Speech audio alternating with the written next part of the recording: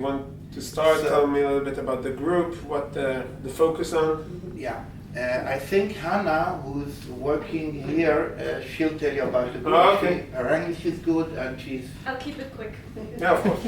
Okay, so thank you for the opportunity to meet here. We are a group that came together because our organization, which is called Bildungswerk Sachsen, Educational Center Saxony, which is the state we're from, is organizing study tours, political and cultural study tours, also with history themes, and this is one of them that we're doing through Israel, and we have participants from all over Germany, so they can apply to travel with us.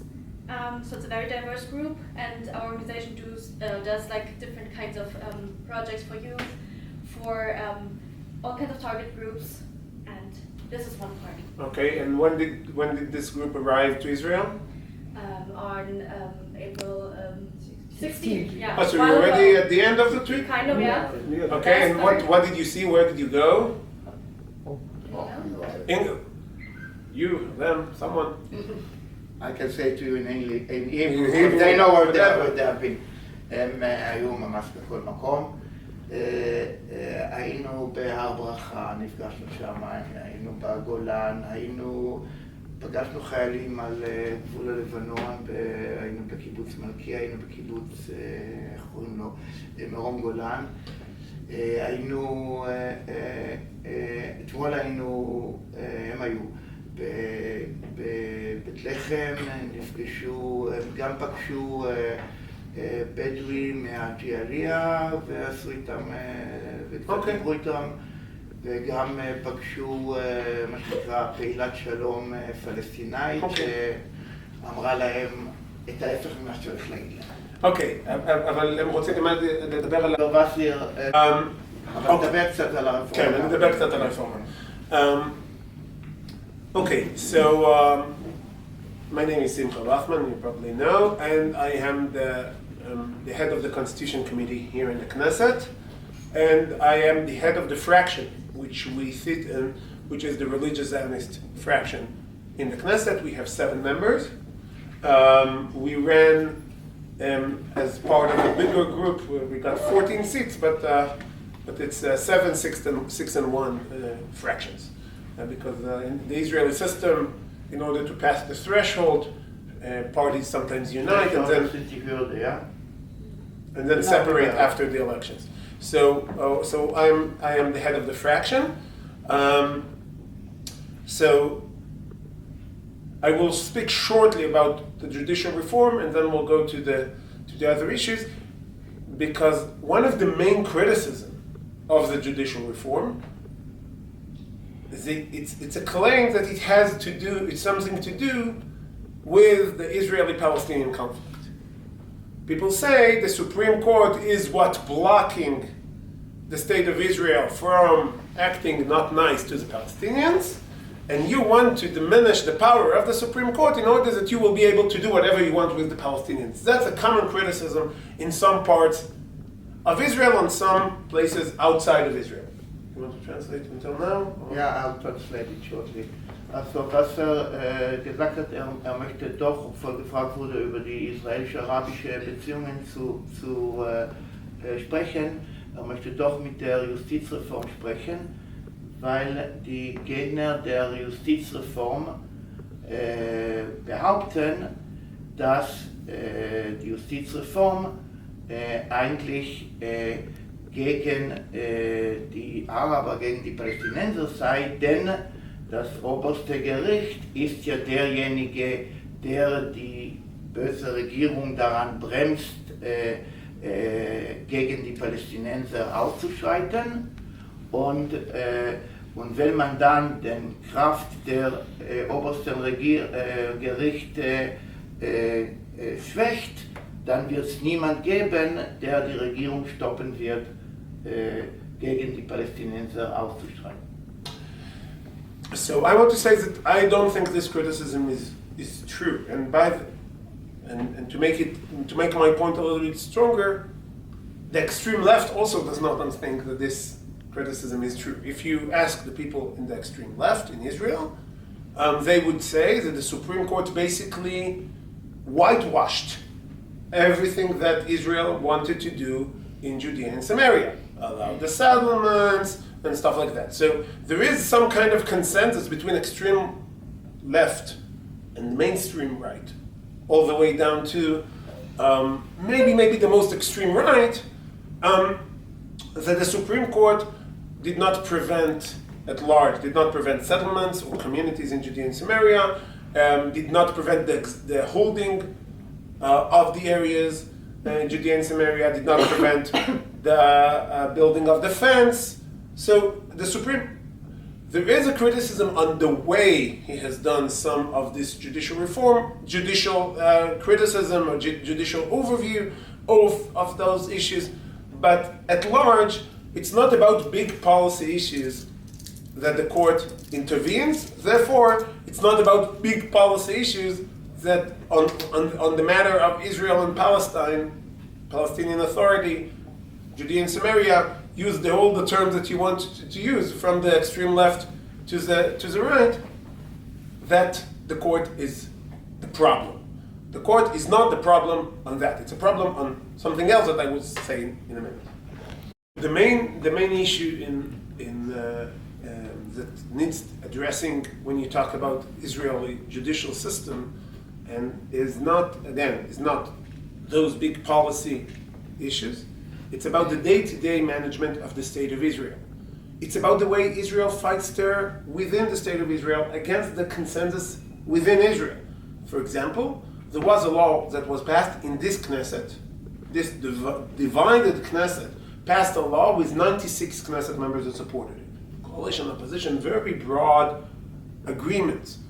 And this agreement is to take away citizenship from people that committed terrorist act, and they get money for this terrorist act from the Palestinian Authority. Okay. And they get extra money because they are Israeli citizens, because the Palestinian Authority, I don't know if you heard it before, the Palestinian Authority pays by law. It's written in their law. They pay money to people who commit terror acts, and the more people you kill, the more time in prison you spend, you get more money. And you get bonus points if you are resident of Israel, and even higher bonus points if you are an Israeli citizen. So a guy that murdered children, he gets money from the Palestinian Authority while sitting in prison, and the second after he's been released from prison, he's getting constant salary from the Palestinian Authority. The law that was passed said he will lose the Israeli citizenship. He is on the payroll of the Palestinian Authority. He can go and live in the Palestinian Authority. This law was passed in this Knesset with 96 Knesset member support. It makes a lot of sense. Doesn't matter what you think about this issue. It makes a lot of sense. And the court, let me tell you the end, will either ignore it or make it void or cancel it. Why? Good question. But why I'm making this prediction? Because the court has done it to similar laws many times in the past. This kind of issue, it's not about big policy issue, but it ties the hands of the State of Israel when fighting terror. One example. So this is one example of a major policy within Israel that exists other places in the world. It's not something that Israel has invented. Just recently there was a case like that in Britain, France, to take away citizenship from people who are involved in terror. It's not something new, but in Israel you cannot do it because of the court. In other places, yes. There's some issues just the same about immigration law also, which in most countries it's not something for the court to decide. About immigration law as a general policy, I'm not talking about a specific someone who says that he's supposed to get a status and he's been denied unjustly. I'm talking about general policy issues. Would you accept people from this country, from that country? Would you accept people now during the Ukraine crisis? Will you invoke now it's a big issue all around the world, immigration. And who decides immigration issues? People that are elected exactly for that. The elected officials. In Israel, it's a decision that doesn't matter what the elected officials say, again, even if it's a wide majority, the court decides. And it's not we don't have a constitution. It's not that the constitution said that the court will decide. It's not that the Israel is system with parliament, not a constitution, like Britain, like New Zealand, like it used to be in Canada, and the decision is supposed to be within the parliament, within the elected officials. That was the case from the beginning of the State of Israel until 1995, and the courts took the power to themselves with lack of response from the elected officials, from the Knesset. And what you see now is trying to fix something that was wrong for 30 years in the justice system in Israel, and people were afraid to touch. That's some of the backlash concerned about the long time that no one touched the system, and everything that you don't reform every few years becomes decay. Just to explain about the Ukraine, there are many Ukrainian people in Israel currently. It wasn't about not accepting people from Ukraine. It was about trying to set some kind of limit. Israel does not have a border with Ukraine or a land. People supposed to come. Every country puts some that is not neighboring country to Ukraine can say we can accept, according to the UN refugee organization, we accept 1,000, 5,000, 20,000, doesn't matter. You have a number. It's being set by elected official and being decided. That's the way it goes everywhere. In Israel, no. They did not. The court intervened in this, not either to accept or to send people back to Ukraine. That wasn't the question. It was, do you accept new and how many? The court intervened. Also zur Sache Ukraine, ja, ihr kennt das auch von. Okay, so that's to explain how deep the Supreme Court and the justice system is involved in Israeli decision making. That's why the reform is about 4 simple pillars. One is that judges will be selected in a democratic way, like it is in Germany. In Israel today, current judges have veto who will go into the court, unlike any democratic country. So that it will be a political selection of the judges. To the best of my knowledge, in Germany, for example, it's being decided with an agreement from the parties themselves who will be in the Supreme Court, in the Constitutional Court. So something alongside these lines. That's a change in Israel. To make sure that the court will have to decide. This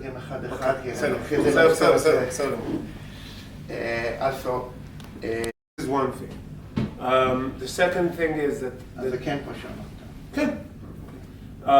that the judges will be able to cancel Knesset laws that are passed in the Knesset, only when everyone sits on the panel, not random, 1 judge, 2 judges, 3 judges, but all the 15 judges sits together. Again, something like that's the case in Germany and most countries. You need to have the whole panel, and that you will need to have a special majority in the court to cancel the laws, not a regular majority. That's less common. That's like 4 or 5 countries around the world that you need to have a special majority in the court to cancel the laws, not a regular majority, because canceling a legislation is very problematic. Keep in mind, we don't have a constitution, so canceling a law is based on very vague terms. So to make sure that they use the vague terms right, you need to have a special majority. That's the second pillar. And the third is that the legal advisor will be, as his name suggests, an advisor and not a decider. Again, that's all the word. I did not find any example of the Israeli chief legal advisor that basically his advisors are binding. He can prevent you from taking other representation. He goes to court and says his position and not the government position. There is no such a thing in the world, and in Israel, for a strange reason, that became the status quo. And the justice system as a whole will be able to interfere in government action of elected officials only when it's against the law, or it's against equality or human rights or other issues, and not based on it's not reasonable to me. I would accept another decision, which again in Israel today, anyone can go to the court and say, I don't think this guy should be a minister. And then the court will say, yes, I don't think it's reasonable that this guy is a minister. And every decision, you can go to court and challenge its reasonability. And we offer, no, reasonability is not a standard. If the public and the elected officials think it's reasonable, then it's reasonable. You say it's illegal, cancel it. You say it's hurting human rights, cancel it. Don't substitute your reasonableness over the one of the elected officials. Again, something that does not exist around the world. Judicial reform. Now, this debate about judicial reform revealed a bigger division in the Israeli public. That it's not about the judicial reform, it's about what kind of country or government or state we want. Do we want Israel to be, and it's more about demographics, it's more about culture, it's more about ideas, it's about fear from some people are afraid that there will be religious coercion in Israel. Some people fear that there will be secular coercion in Israel. And it's about fears and general ideas that we see this unrest in Israel.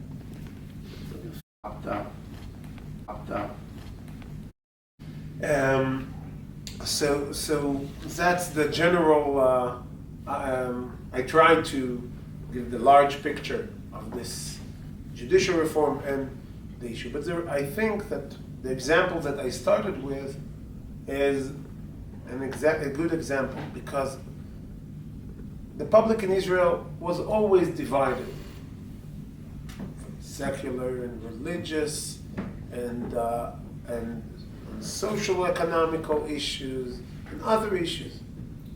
But we were always united, and I think that even today when you see the people that are demonstrating against me, and I go out with security, an armed vehicle, and people are threatening to kill me, we are united. They go out carrying the flag, they go out chanting that they want the Declaration of Independence of the State of Israel, that talks about this is the homeland of the Jewish people, this is the place for the Jewish people to be, this is that the deep belief that we are the indigenous people of this land. And that's something that many people outside, far from outside, and it's a little bit closer, miss. They think that we are divided, and we are. But they don't understand that we are united on what's important. And what's important is, this is the homeland of the Jewish people. We are the indigenous people of the land of Israel that came to our ancient homeland, and we're here for it to stay. And even the people saying the most horrific things about me, on that we agree. I think we have time for 2 questions, and I have to go. So 1 or 2 questions. Also wir haben Zeit, 2 Fragen. 1 und? Okay. Ich stelle die Frage mal auf Deutsch. Ja. Zur zweiten Säule, die er gerade nannte, für die Justizreform. Was war die zweite Säule? Die zweite Säule war, dass das Parlament mit einfacher Mehrheit jetzt die Entscheidungen des Verfassungsgerichts oder des Supreme Courts eben kippen kann. Also im Moment ist es ja so, dass das Supreme Court... Nein, nicht mit einfacher Mehrheit. Nicht mit einfacher Mehrheit, mit einer Mehrheit von 61. Ja, das ist ja einfache Mehrheit. Nein, also du musst verstehen,